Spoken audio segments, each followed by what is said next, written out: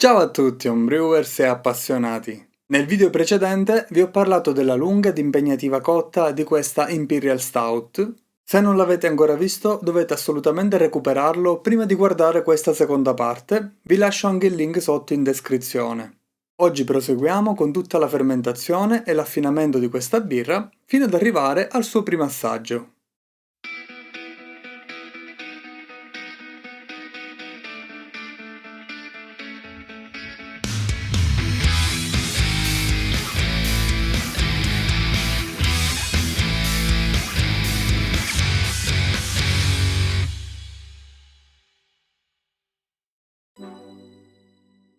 Eravamo rimasti alla fine della cotta, dove partivo con un mosto di densità registrata di 1.103 e ho portato in fermentatore 21 litri netti. Come lievito ho scelto il Fermentis US05, anche se poco dopo averlo scelto ho capito che forse ci voleva un ceppo più adatto, considerando che avevo pianificato di raggiungere un grado alcolico abbastanza elevato. Da scheda tecnica infatti per l'US05 è indicata una tolleranza all'alcol fino a 9-11 gradi, che è il range che conto di raggiungere, quindi potrebbe non riuscire a completare la fermentazione come previsto. Ci sono ceppi più tolleranti che non soffrono le gradazioni alcoliche così elevate. Con l'US05 non ho mai lavorato su questi livelli di volume, da quello che leggo difficilmente si spingono sopra i 10%. Ne ho preparati 50 grammi e l'ho reidratato poco prima dell'uso con dell'acqua. Da calcolatore, inserendo le informazioni dichiarate dalla Fermentis, dovrei stare ad un pitching rate di circa 1 milione di cellule per millilitro per grado Plato. Ma è tutto molto orientativo. Di recente ho letto infatti da voci provenienti dai tecnici dei laboratori Fermentis che sebbene sia dichiarata una densità cellulare di circa 10 miliardi di cellule per grammo di lievito secco, quindi circa 110 miliardi per una bustina, in realtà questo valore è un parametro molto conservativo. Il dato più realistico parla di un valore tra i 15 e i 20 miliardi di cellule per bustina da 11 grammi, quasi il doppio del valore dichiarato, che cambia ovviamente del tutto la nostra percezione riguardo al tasso di inoculo programmato. In ogni caso vado abbastanza tranquillo con 50 grammi, cerco però di ossigenare bene il mosto agitando con la paletta per 2 minuti. Ci vorrebbe un metodo più efficace per birre del genere, ma al momento non dispongo di altri sistemi, a breve arriverà qualcosa di nuovo.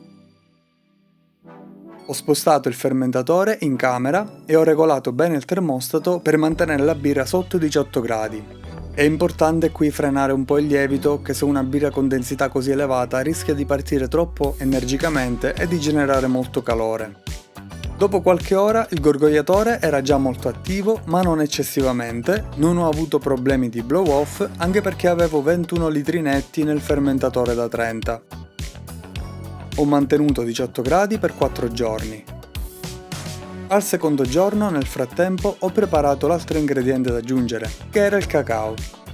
Ho preso 100 g di grue di cacao frantumate, le ho versate in un barattolo e le ho immerse fino a colmarle totalmente con dell'alcol etilico puro, in totale 75 ml, e l'ho lasciato per 24 ore chiuso.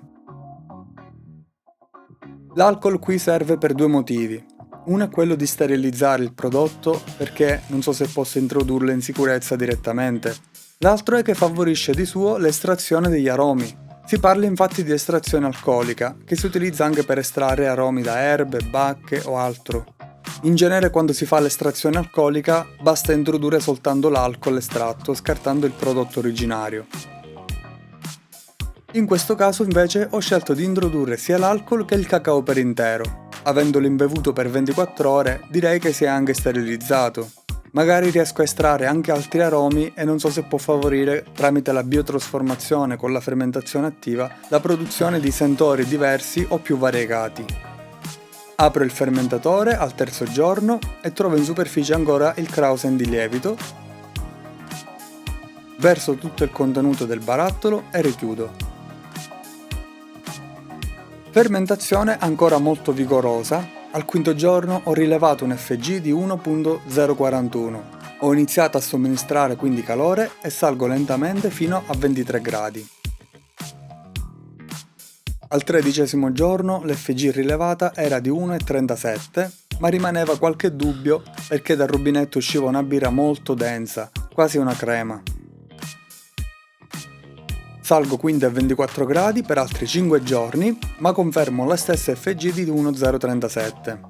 Decido quindi che il lievito non è riuscito ad andare oltre e inizio a raffreddare la birra fino a 6 gradi per poterla trasferire poi in keg, in modo da separare i fondi e farla pulire per bene con una più o meno lunga lagerizzazione. Al 21esimo giorno ho spostato la birra tramite caduta compensando con spinta di CO2 in modo da non aprirlo e non esporre la birra all'ossigeno. Finalmente posso verificare l'FG con il densimetro e non col rifrattometro tramite metodo indiretto che solitamente preferisco quando sono in fermentazione. Con il densimetro ho rilevato un FG di 1.033 ed è già meglio, coincide pure con quella prevista da ricetta. L'attenuazione del lievito è arrivata al 66%, che è un buon valore per queste birre. Questo è il fondo che non sono riuscito a trasferire. Vedete il lievito e altri composti che non si sono solubilizzati, immagino oli di cacao e del caffè. Una crema densissima. A questo punto ho spostato il fusto nel mio Keezer e l'ho lasciato tra i 4 e i 6 gradi per quasi 2 mesi con una pressione inizialmente di soli 8 psi, poi portati a 12. Non avendo fretta ho posticipato l'imbottigliamento. A 6 settimane ho assaggiato la birra e si presentava così.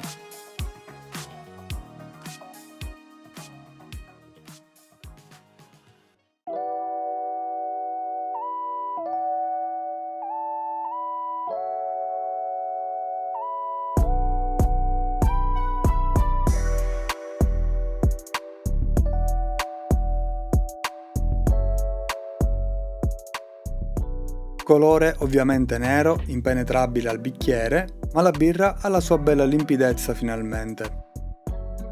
La schiuma è color nocciola, cappuccino, bolle finissimi che fanno una certa fatica a risalire, questo è segno di una birra di densità piuttosto alta. Agitando il bicchiere si nota proprio questo effetto, che fa presagire ad una birra molto densa e corposa.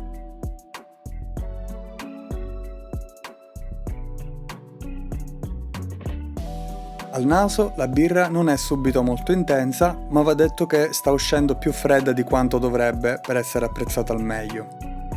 Comunque percepisco gli aromi che ci si aspettano da un Imperial Stout, prevale il caffè, il torrefatto è più contenuto ed è sostenuto da note più dolci, piuttosto che da note bruciate, come su una normale Stout.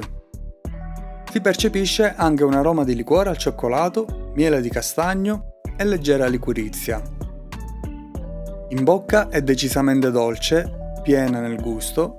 Il dolce ricorda il miele di castagno e il cioccolato al latte, con note liquorose in sottofondo. L'alcol è sorprendentemente molto ben coperto. Una delle mie preoccupazioni con una birra del genere riguarda appunto la percezione alcolica, che può facilmente farla diventare bruciante. Qui non lo avverto affatto, si percepiscono note piacevoli di liquore al cioccolato. Quello che sento di più è proprio quel gusto che ricorda i famosi cioccolatini con il liquore dentro, lo trovo un aroma molto familiare. Le note di caffè in bocca non sono intensissime come nel mosto post raffreddamento, ma si percepisce un buon sapore di caffè. Non eccessivo e direi anche bene che non lo sia. Come mouthfeel, come potete immaginare, il corpo è veramente pieno, morbida e vellutata, carbonazione percepita bassa, nessun amaro da luppolo o da malti torrefatti. La seconda parte sulla produzione di questa birra molto lunga e travagliata si ferma qua. Rispetto alla prima parte, quella della cotta, dove avevo avuto un bel po' di imprevisti, devo dire che fortunatamente da lì in poi è andato tutto bene. Il lievito ha lavorato in modo quasi perfetto, nessun blow off e fermentazione vigorosa ma non eccessivamente esuberante, nessun off flavor, veramente una fermentazione pulita e senza quei fastidiosi e sempre indesiderabili alcoli superiori che rendono la birra sempre troppo bruciante. La densità finale raggiunta forse è stata un po' più alta del previsto, ma considerando il taglio pastry di questa Imperial Stout con caffè e cioccolato, forse è stata anche d'aiuto per ottenere un mouthfeel veramente pieno e cremoso. Considerando le aspettative e l'impegno più alto del solito, posso ritenermi abbastanza soddisfatto. Adesso mi rimane soltanto da imbottigliarla con calma e farla maturare e presentarla poi a degli eventi particolari per farla sottoporre al giudizio di giudici più esperti di me, soprattutto con questo stile. Non ne ho mai brassata una, ma nella mia esperienza ho assaggiato delle Imperial Stout davvero memorabili, mi viene in mente la Imperial Affogato del birrificio Vocation o la Tiramisù Imperial Stout del birrificio Lambrate. La mia ovviamente non è a livello di queste due, però a essere buoni non sfigura troppo. Voi invece conoscete o avete già bevuto queste birre o altre della stessa tipologia? Che ve ne pare di questo stile e se avete mai provato a farlo a casa, fatemi sapere qui sotto nei commenti le vostre esperienze. Se avete dubbi o domande su quanto visto, scrivetemi pure qui sotto. Se il video vi è piaciuto e per supportarmi gratuitamente vi invito a lasciare un like, dei punti hype che potete lasciare per un massimo di 3 volte sullo stesso video nell'arco di 7 giorni successivi alla sua pubblicazione e se non lo siete ancora iscrivetevi a questo canale.